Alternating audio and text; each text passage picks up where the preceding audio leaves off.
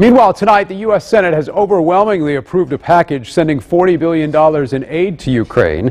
Only 11 senators voted against the bill, including Indiana Senator Mike Braun. In a statement, Braun says he supports Ukraine, but says he can't support spending more money overseas in light of inflation and high gas prices here at home. Now, that money could be sent as soon as the president signs the new aid package into law.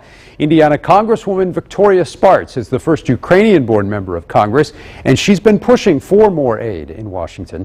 State House reporter Kristen Eskow spoke with her today about her personal reaction to this crisis. You look at the suffering, it just breaks your heart, but when you go and see it in person, it's just unbelievable. Congresswoman Victoria Spartz back from her third trip to Ukraine since Russian troops first invaded in February.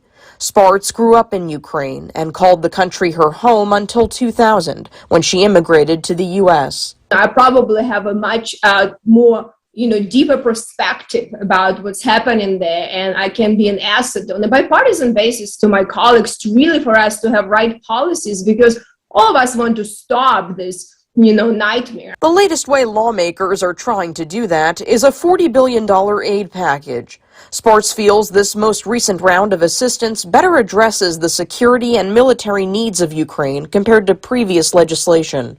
If you look at the last package from $13.6 billion, only a couple billion were given to help with Ukraine to defend the country with security assistance. This week, Spartz co-chaired a classified House Oversight Committee hearing to find out how those funds have been distributed.